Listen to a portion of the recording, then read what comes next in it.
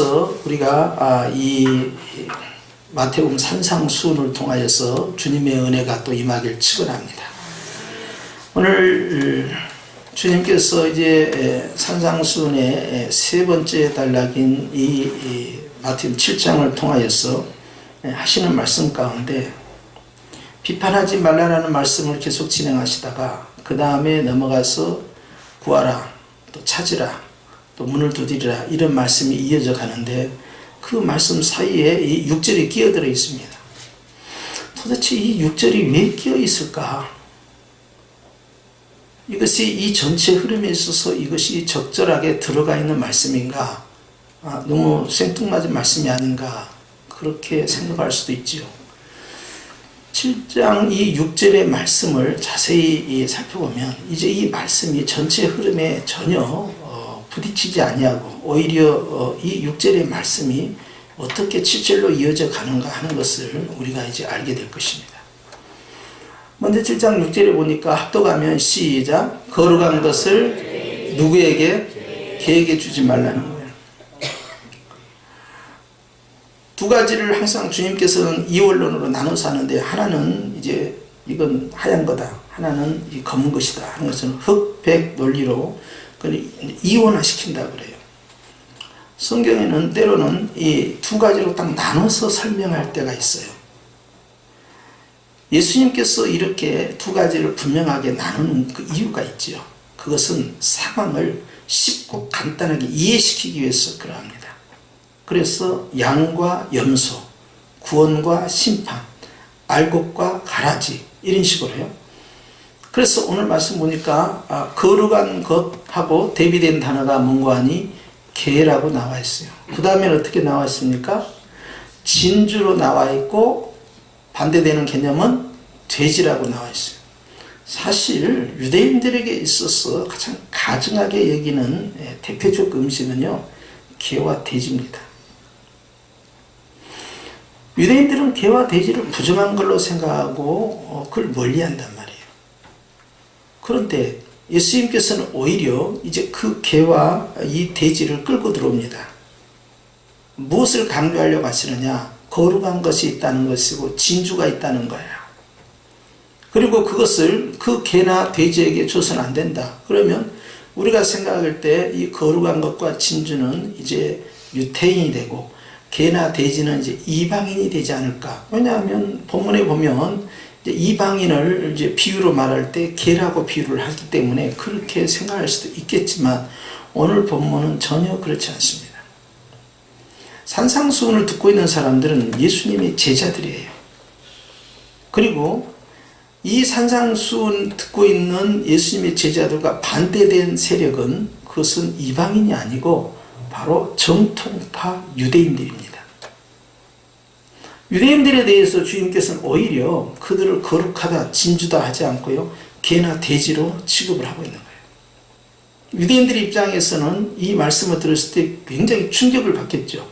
오히려 우리가 부정한 것들 비유를 당하고 있으니까 이방인들이 개나 돼지고 또 율법을 지키지 않은 자, 그리고 하나님을 떠난 자, 그리고 하늘로부터 천벌을 받은 자, 뭐 이런 사람들이 개나 돼지가 돼야지 왜 우리가 그러냐, 이렇게 반박할 수 있겠지만 예수님께서는 바로 그들을 향하여서 개나 돼지로 비유를 하시고, 또 마태복음뿐만 아니라 사복음서 안에 있어서 주님께서 항상 정통파 유대인의 핵심 세력이 누구라고 그랬어요? 바리새인들이에요. 바리새파 사람들이 사두개파 사람보다 훨씬 사람도 많고 정치적인 파워나 그 다음에 그 이스라엘의 그 어떤 결정권을 끌고 가는 중심 세력들이에요. 그리고 이제 그 사람들과 아유 너희들은 정말 상종 못할 사람들이야, 우리는 오직 주님만 찾아갈래 하면서 이제 금욕으로 들어가고 금식으로 들어가고 그렇게 하면서 수도 생활을 하는 그런 SNL파가 있어요. 그런데 나라를 전체를 통괄하는 제사장과 서기관들의 그런 몇 프로 되지 않냐는 사두개파와 전체를 결정지을 수 있는 그러한 많은 인적 자원을 가지고 있는 바리새파, 이 두 세력 간에 늘 갈등이 있는데 주님과 부딪히는 세력은요, 수가 적은 소수파, 지배계층보다는요, 그들을 떠받치고 있는 바리새파, 다수파에 의해서 예수님과 늘 부딪히게 됩니다. 사도 바울도 이 바리새파 출신인데요. 그때 그 당시 그 문화에는 이와 같이 내가 어느 지파 소속이냐, 베냐민 지파냐, 무슨 루벤 지파냐, 무슨 유다 지파냐, 이거와 상관없이 내가 사두개파 쪽이냐, 아니면 바리새파 쪽이냐, 아니면 에세네파 쪽이냐, 이런 식으로 나눠지는데, 에세네파는 어차피 숫자가 적고, 그 다음에 적은 그룹이 지도층인 사두개파니까 전체적으로는 바리새파가 지배를 하고 있어요. 예수님은 늘 정통파 유대인들과 다툼이 일어났을 때 대표적인 첫 번째 대상이 바로 바리새파예요. 오늘 주님께서는 바로 그 정통파 유대인들을 향하여서 개라고 하고 돼지라고 표현을 합니다. 그러면서 주님이 거룩한 것과 진주는 그럼 무엇이겠느냐 하는 거예요. 그것은 예수님을 따르고 있는 제자들이라고 생각해서는 아니 됩니다. 왜 그런 거 아니? 그것은 그 다음 절이 이렇게 되어 있어요. 하반절 시작. 그들이 그것을 발로 밟고 돌이켜 그 다음에 뭐라고 되어 있어요? 너희를 찢어 상하게 할까 염려하라, 그렇게 되어 있어요. 주님께서는요, 너희라는 제자들이 줘야 할 것과 주지 말아야 할 것이 있는데 개나 돼지에게 줘서는 안 될 것이 있다는 거예요. 그것은 뭐냐? 거룩한 것과 진주다. 주님이 말씀하신 거룩한 것은 결론적으로는 복음을 의미합니다. 그리고 진주라는 것은 아주 고귀하고 비싼 보화예요. 이것은 바로 하나님의 나라를 의미하는 것이죠.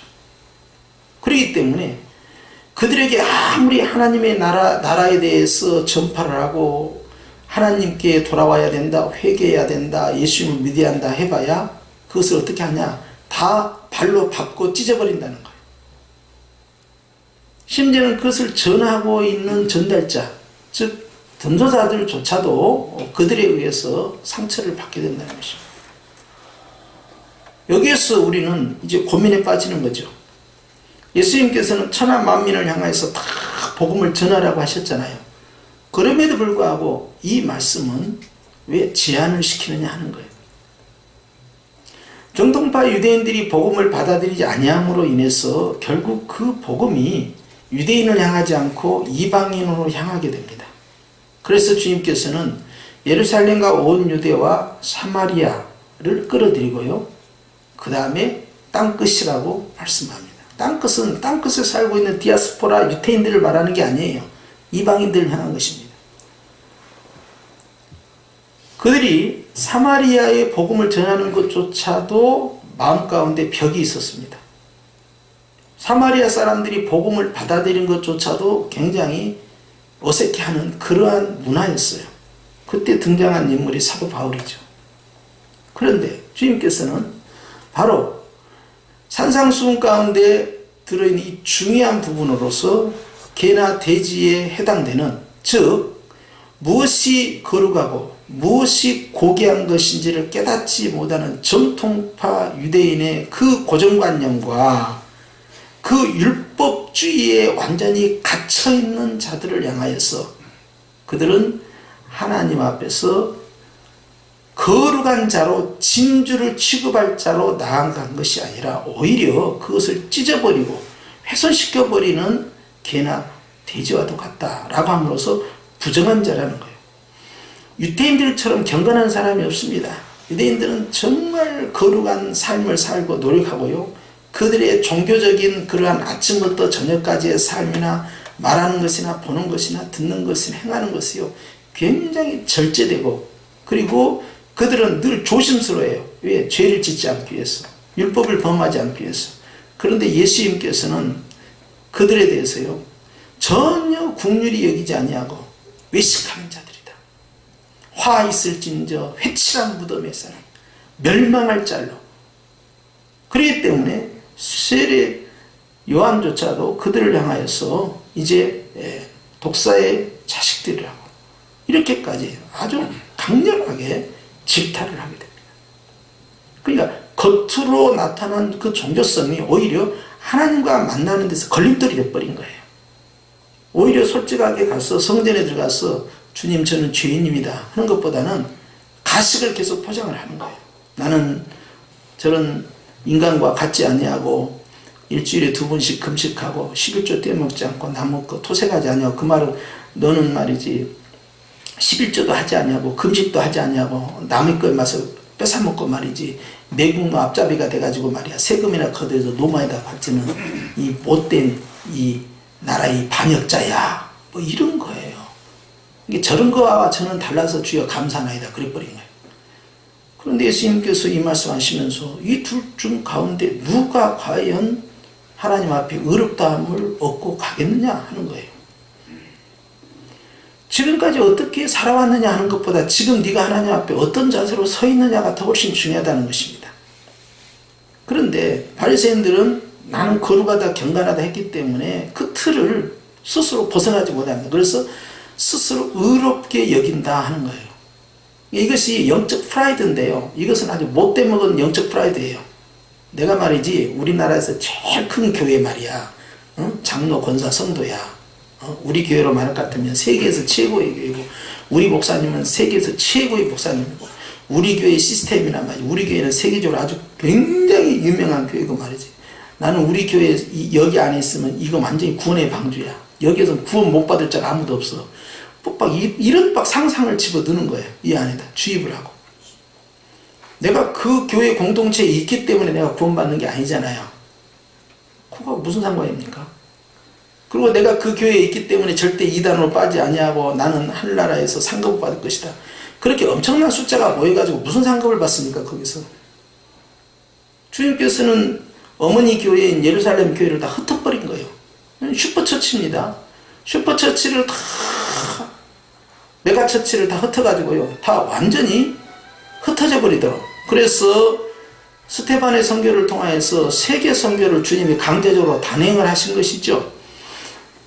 그런데 오늘날에 있어서는 자꾸 그 규모와 그 모여있는 그 시스템, 이런 것을 굉장히 자랑하는데, 우리가 에베소 교회나 빌립보 교회나 무슨 데살로니가 교회나 이런 작은 골로새 교회, 이런 교회들은요 절대 메가처치 교회가 아닙니다. 다 작은 교회들이에요. 가정교회 중심이었고, 그리고 무슨 유대인들은 회당을 가지고 있잖아요. 그런데 당시 교회들은요 핍박을 받고 있기 때문에 정상적인 예배당을 가지고 그 건물 속에서 이런 식으로 예배를 드리고 이런 게 없어요. 다 숨어서 예배 드리고 가정집을 개조해서 예배 드리고 그렇게 해서 자신의 신앙을 유지했던 사람들이에요. 우리가 생각했던 초대교회의 개념은 철저히 작은 교회이면서 음지에 숨어있는 교회였다. 그런데 우리도 모르는 사이에 우리의 규모와 우리가 지금까지 해왔던 일, 시스템, 그 어떤 프로그램, 그리고 우리가 가지고 있는 어떤 외적인 규모, 이런 거에 의해서 굉장한 자부심을 거기다 부여를 하기 시작하는 거예요. 이런 영적 프라이드가 오히려 하나님과의 관계를 더 훼손을 시켜버린다는 거죠. 유대인들은요, 이방인은요, 우리가 오랑캐, 이방인을 중국 사람들 오랑캐 했던 것처럼 말이죠. 일본 사람들도 마찬가지잖아요. 그렇게 했던 것처럼 그 이상으로 우리는 선택된 백성이고 니들은 아무것도 아니야. 니는 개나 돼지와도 같아. 이런 취급을 했는데 주님께서는 니가 개하고 돼지다 그랬고요. 왜? 하나님 나라의 대적의 존재로 당시 유대교의 종교가 틀을 짜서 왁구를 짜서 그 상태에서 복음을 대적했기 때문에 그럽니다. 이런 상황에서 주님께서는 거룩한 그리스도의 복음, 하나님의 나라의 이 진주라는 복된 것을 그들에게 나눌 수 없다는 거예요. 그렇기 때문에 주님께서는 전도자들에게 복음을 전하러 가는데 그 고을에 들어가서 복음을 받아들이지 않으면 발을 털어버리고 놔버리라는 거예요. 그리고 네가 그 가정에 빌어준 그 평안의 복은 다시 너에게 돌아온다 그래버린 거예요. 이것은 굉장히 우리에게 공격적 전도를 의미하는 거죠.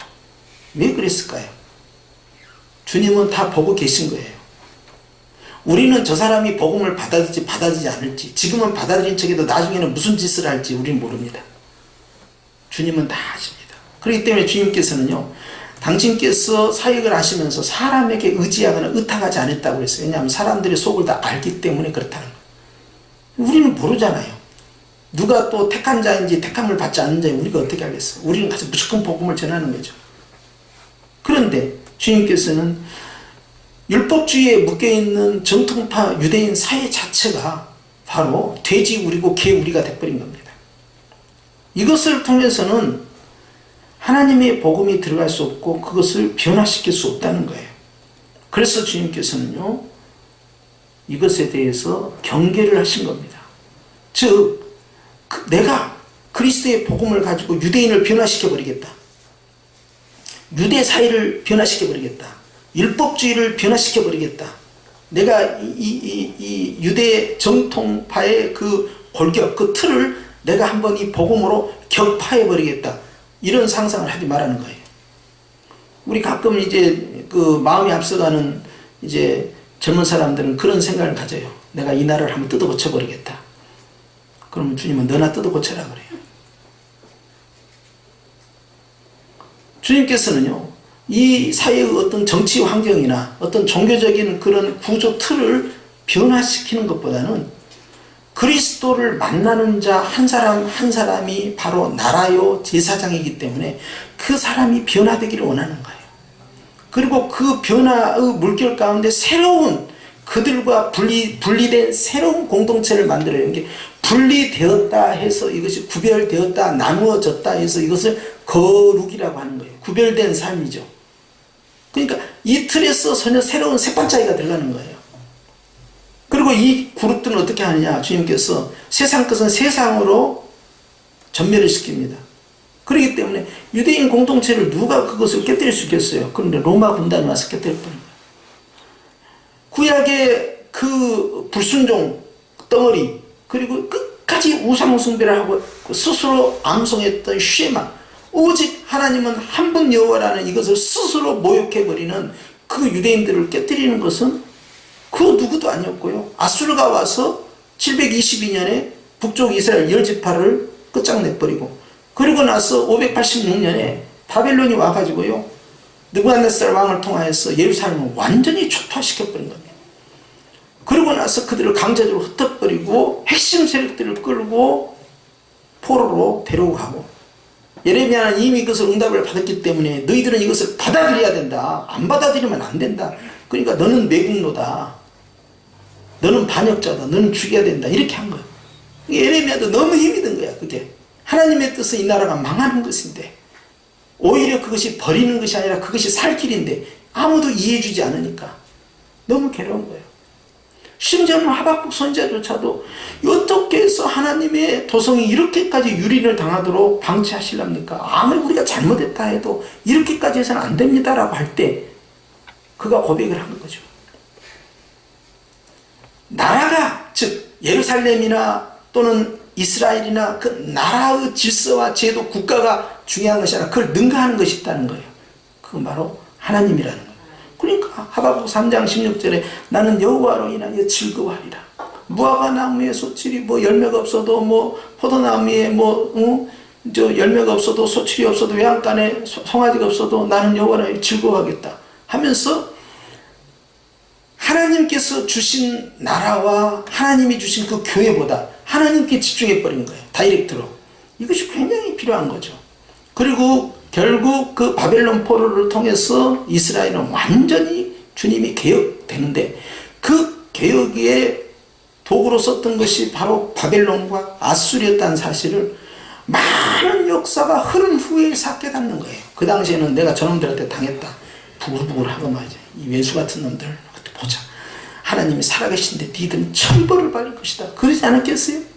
슬피 울면서 그 수천 킬로를 묶여가지고 끌려갈 때 얼마나 속으로 한탄을 했겠어요. 하나님의 뜻을 모르니까 자기중심적으로 해석을 하는 거예요. 상황과 사건을. 그렇게 해서 이스라엘 백성은요, 또 한 번의 새로운 시스템을 만드는 기회를 얻게 됩니다. 그러니까 주님께서는요, 복음을 듣는 자들로 하여금 바로 그들로 하여금 새로운 세판짜기를 통해서 그들에 의해서 새롭게 일을 진행하려고 하는 것이지, 기존에 있는 이 시스템과 싸우고 거기 안에 들어가서 네가 옳으니 내가 옳으니 너는 교리적으로 잘못됐다, 너는 율법주의다, 이 싸움 하는 게 아니에요. 내버려 두라는 거예요. 그냥 네가 지금 해야 할 것은 복음을 받아들인 자들에게 빨리빨리 나가서 복음을 전파하고 그들과 모여서 마땅히 해야 할 것을 하라는 거예요. 그걸. 그러고 나서 주님이 이렇게 말씀하죠. 구하라. 뭐라고요? 구하라가 그래서 나오는 거예요. 구하라. 그리하면 우리는 되게 이 7절의 말씀을 들을 때 이거 기도하라고 이러는구나. 기도하면 주님이 주신다는 거구나 라고 하는 것은 적절한 해석이 아니에요. 이것은 반드시 그 위에는 6절과 연결해야 돼요. 너희들이 정말 추구해야 할 것은, 찾아야 할 것은, 정말 너희가 문을 두드리고 새로운 세상을 향하여, 새로운 세계를 향하여, 새로운 아름다운 환경을 향하여 나아갈 것이 있다. 그걸 위해서 너희가 구해야 된다. 바로 복음이라는 것이죠. 복음을 가지고 나아가서 너희가 두드리고 너희가 찾고 너희가 문을 열어야 된다는 거예요. 너희들이 정말 구해야 할 것은 어떻게 하면 유대를 변화시킬까? 그러니까 승천하신 주님 앞에서 베드로가 묻습니다. 주님, 이스라엘을 회복하실 때가 지금입니까? 온통 나라만 그냥. 주님이 그것은 네가 상관할 것이 아니고 그건 아버지께 맡기고 네가 해야 할 것은 이 성을 떠나지 말고 머물러 있어라. 때가 되면 성령이 너에게 임하실 것이고 성령이 임하면 너희가 능력을 받고 그리고 너희는 그 능력에 힘입어서 땅끝까지 내 증인이 되어 복음을 전하게 된다. 그러니까 이것을 어떻게 하면 좋아요? 이 나라와 민족을 어떻게 하면 좋아요? 이 시스템을 어떻게 하면 좋아요? 이 틀을 또 벗어나지 못하는 거예요. 우리가 나라와 민족을 사랑해야 되는 건 맞고요. 나라와 민족을 위해서 기도해야 되는 것도 맞아요.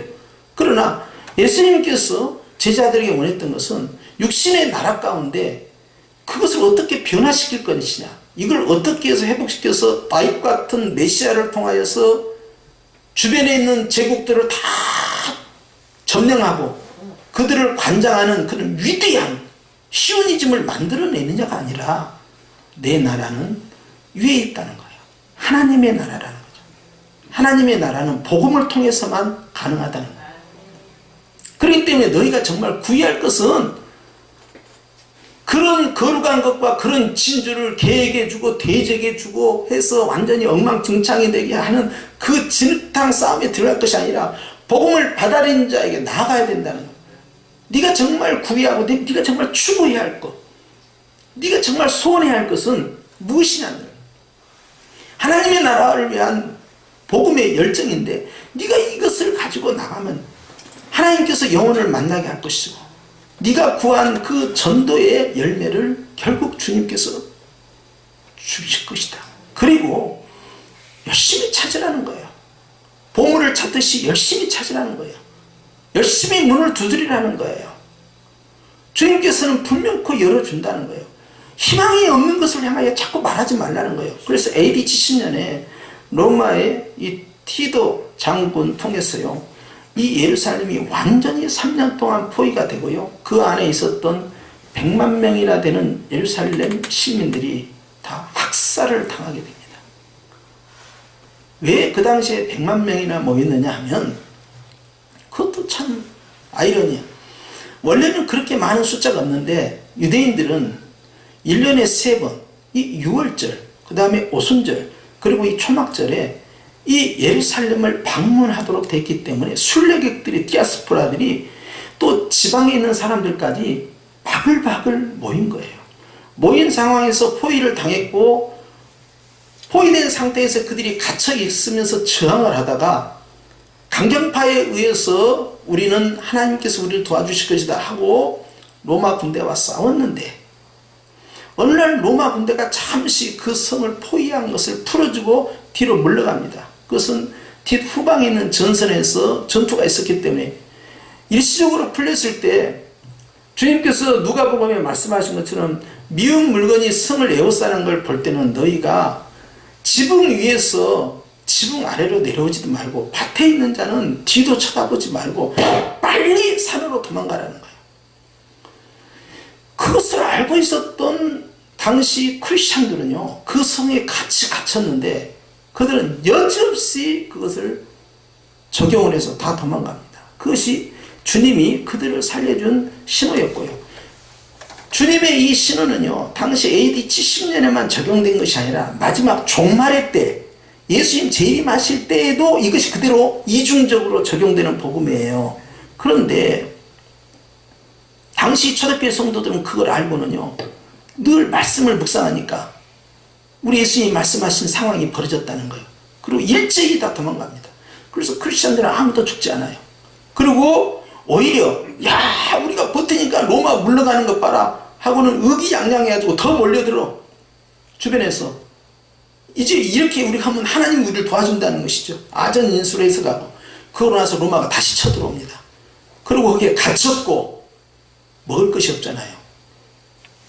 우리가 생각하기에는 뭐 영화에서 보면은 이제 공성전을 하면서 말이야 돌을 던지고 말이야 막 화살도 하고 뭐 창도 던지고 막 이렇게 하고 점령을 하잖아요, 성을. 근데 로마는 어떻게 하는지 아세요?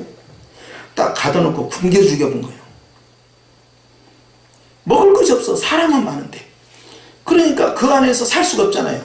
그래서 사람이 사람을 먹는 일이 벌어진 것이 바로 AD 70년의 예루살렘 상황입니다.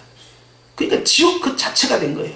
그리고는 들어가서 이 반역의 무리들을 살려들 수 없다 해가지고 돌 위에 돌 하나 남기지 않고 다 깨뜨려 버린 거예요. 예수님께서 마태복음 24장에 말씀한 것처럼 다 깨뜨려 버립니다. 성전 같은 경우도 완전히 촉발시키는데 헤롯의 성전을 지을 때 거기다 금물을 입혔단 말이죠. 그러니까 그 금을 회수하려면 돌을 다 깨뜨릴 수밖에 없는 거예요. 그래서 다 깨뜨려 버린 거예요, 그냥.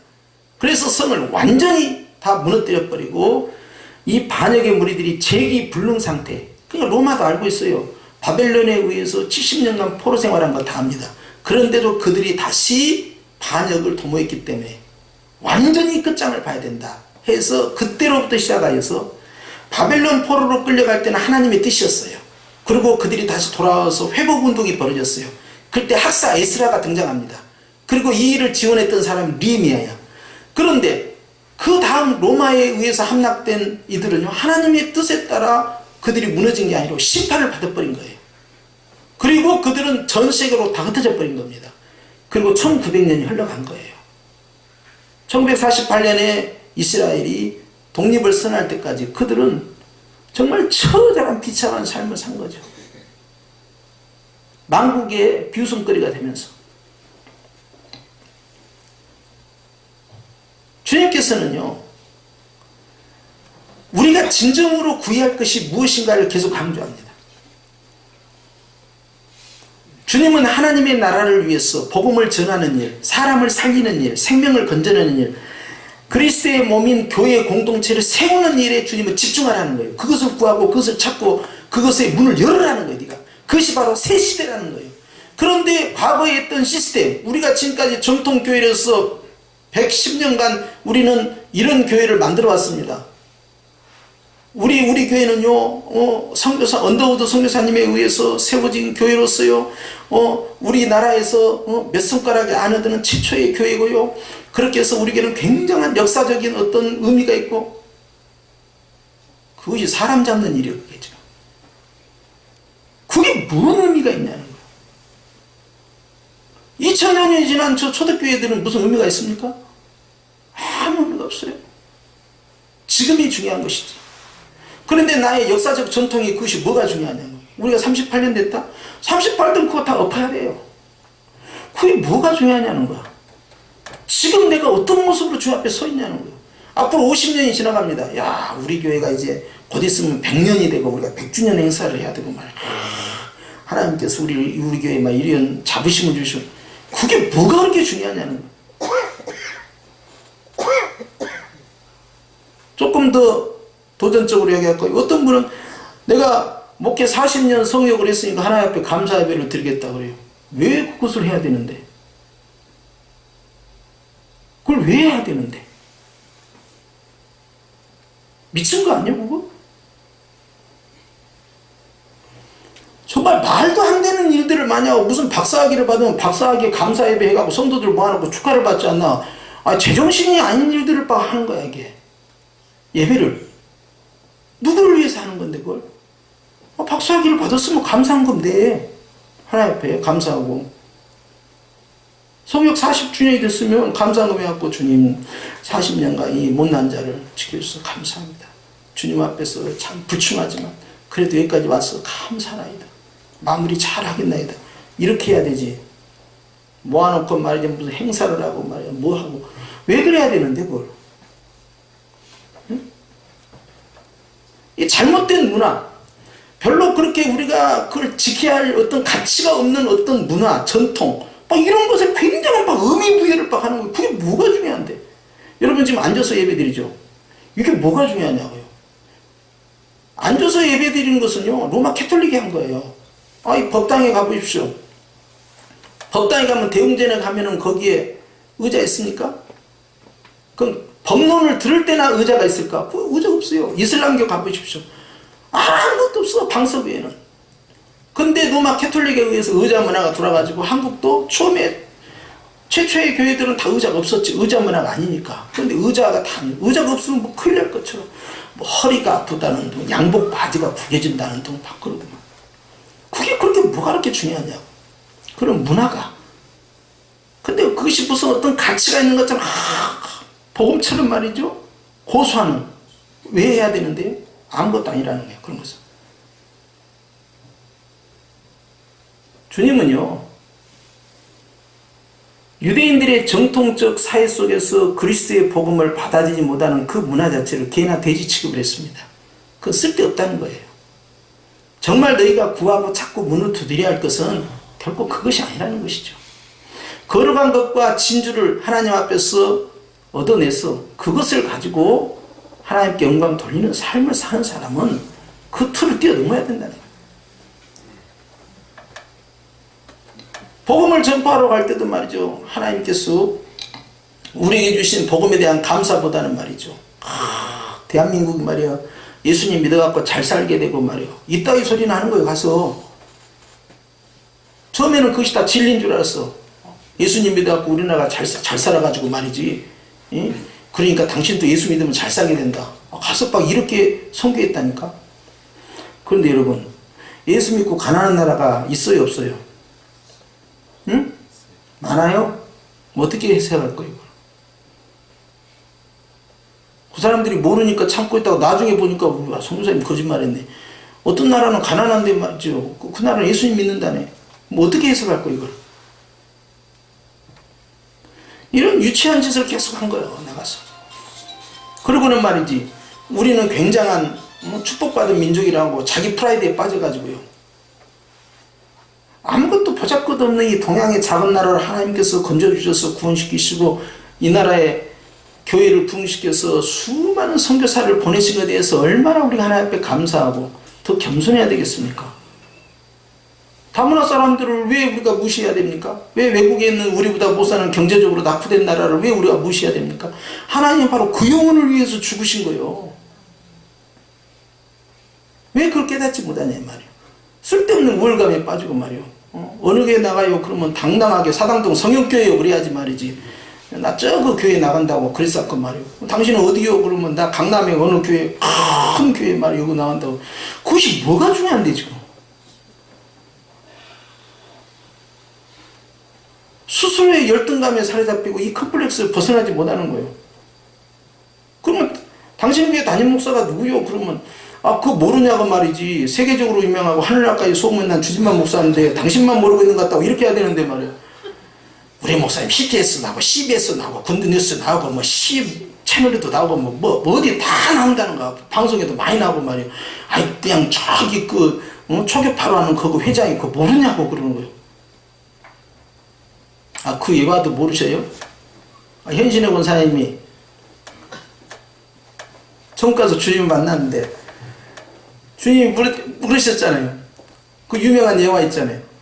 한경직 목사님 아세요? 그러니까 여기서 들어본 것 같고 한경직 목사님을 모른다면 어떻게 되냐고 대한민국 사람이. 주님 나 모르세요? 나 현신 목사님 나 모르냐고. 너 누구냐 그랬으면 어떻게 할까? 아니 자기 교회 담임 목사를 최고로 알아야지 맞아. 방송에 나온 CTS, CBS 나오는 방송에 나오는 목사님, 큰 교회 목사님 가운 딱 입고 여기다 짝대기 3개 딱 끌고 아 이런 가운 입은 목사님만 좋아라고 말이지. 뭐가 중요한 건데 그게. 아니 남의 집 자식이 아이돌이요. TV에서 돈 많이 벌어. 가수도 하고 탤런트야. 근데 우리 집 자식은 그만한 외모가 덜 떨어져. 그래 나에게서 누가 더 소중한 거예요? 말은 잘해 말은. 대한민국에서 제일 유명한 목사님하고 여기 있는 담임 목사 누가 더 소중한 거예요?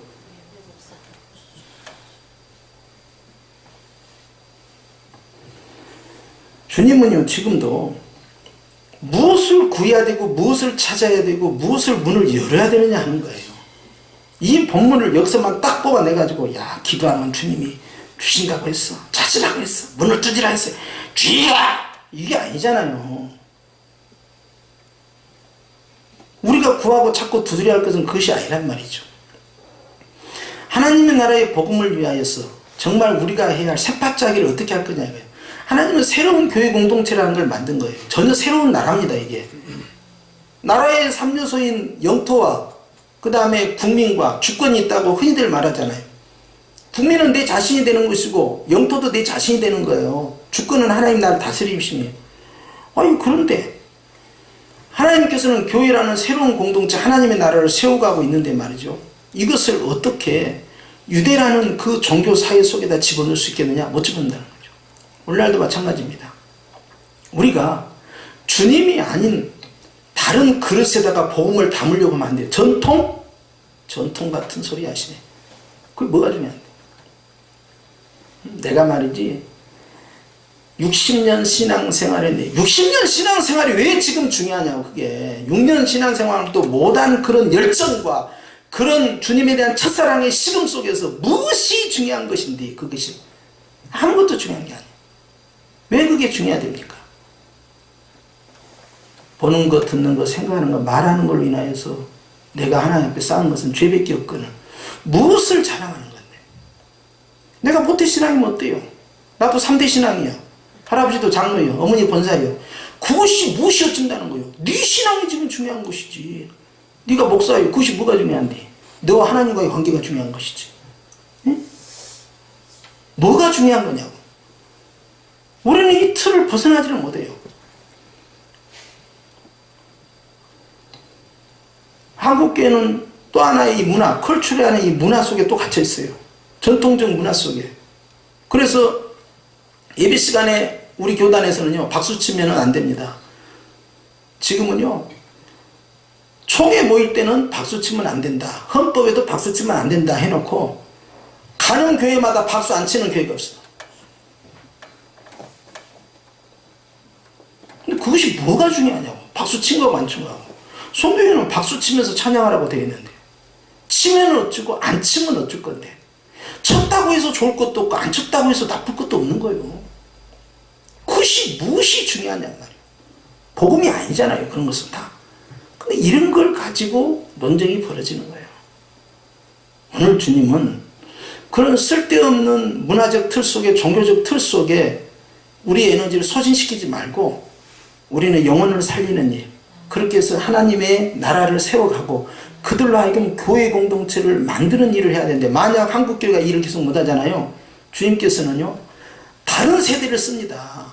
다른 사람들을 들었어요. 변화되지 않냐면 주님은요, 우리를 변화시키는 것이 아니라 이 일을 감당할 새로운 다음 세대를 이렇게 세우는 거예요. 그게 광야 2세대입니다.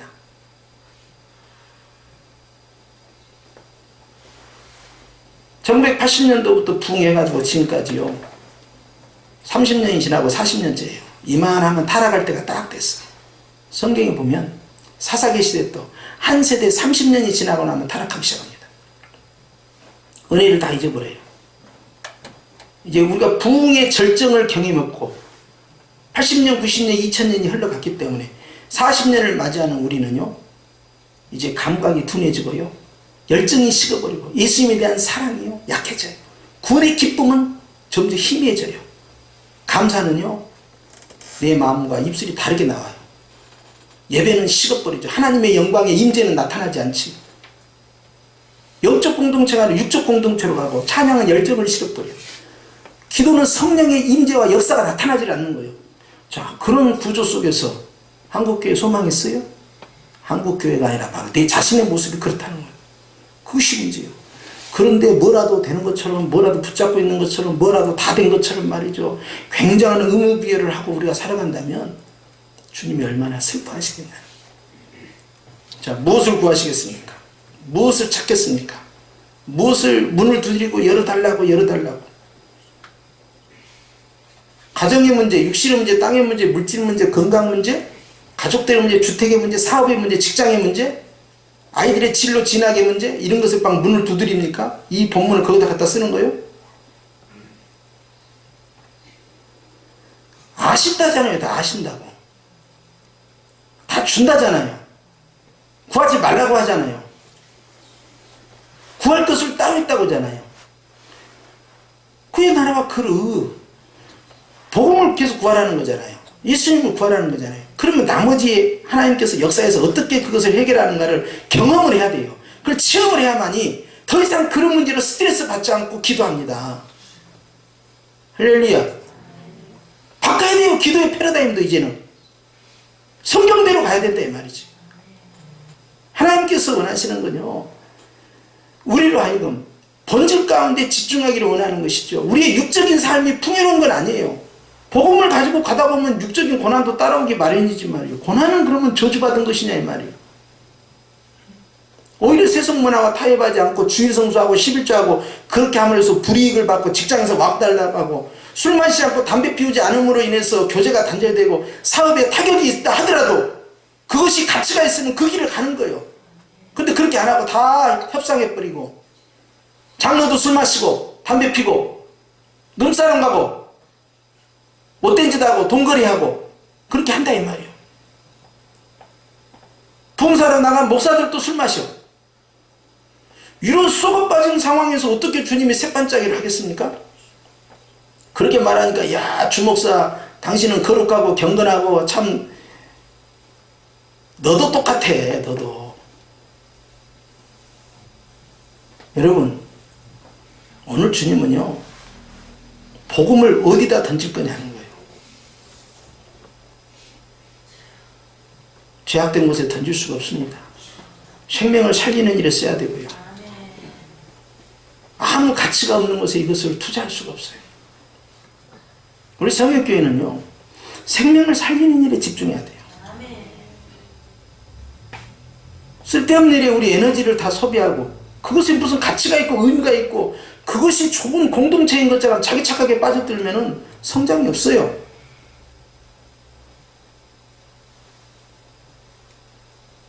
나는 다음 세대가 일어나지 않는 것에 대해서 두려움을 느낍니다. 젊은이 세대가 무너져가고 있는 걸 두려워하고 있어요. 인구가 감소되기 때문에 다음 세대가 일어나지 못하고 주일학교가 무너지고 있다고 생각하면 착각입니다. 그걸 그런 식으로 합리화하기에는 상황이 너무나 엄중하다 이거예요. 부모의 복음의 열정이 식어버리고 하나님 앞에 서 있는 믿음의 자세가 약해지고 있는데 그 속에서 어떻게 다음 세대를 기대할 수가 있습니까? 끊고 맺는 것이 분명해야 될 거 아니에요. 우리 아버지 우리 어머니는 예수, 불이익이 와도 예수, 복음을 위하여서 오직 분명한 자세들이 자녀들에게 교훈이 되는 거예요. 오늘 이 말씀 가운데서 우리는 힘을 얻어야 합니다. 우리 교회가 앞으로 구애할 것이 뭡니까? 2019년에 사람을 많이 긁어 모으는 것이 2019년 계획입니까? 큰일 납니다. 우린 영업하는 게 아니에요 지금. 생명을 잉태하고 생명을 출산하고 생명을 양육하는 겁니다. 우리는 엄청난 일을 하고 있는 거예요. 육적인 출산과 양육보다 비교할 수 없는 어마어마한 일을 지금 하고 있는 거예요. 주님이 당신의 몸을 다 찢어서 버리시기까지 하나님이 인간의 몸으로 피천하게 오기까지 사랑한 그 영혼을 건져내기 위한 주님이 사랑하는 영혼을 동일하게 사랑하기 위해서 내 모든 열정과 에너지와 물질과 시간을 거기다가 쏟아붓는 거죠. 그 일에 집중해야 돼요. 그걸 구해야 되고 그걸 찾아야 되고 그걸 문을 두드려야 되지.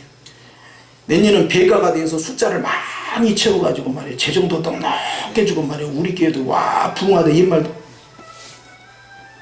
그게 뭐가 중요한데요? 두렵지 않습니까?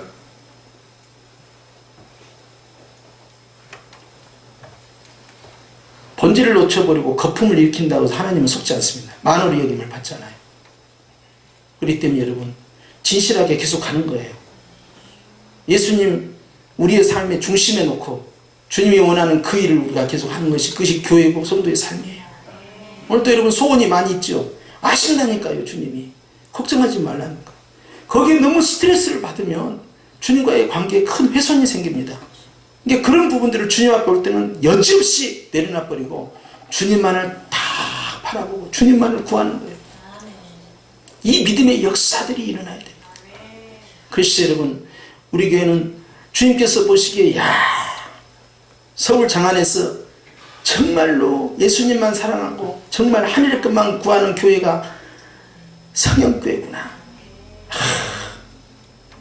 저 교회는 작으면서도 정말로 주님을 기쁘시하는 교회구나. 이것을 우리가 만들어 가야 됩니다.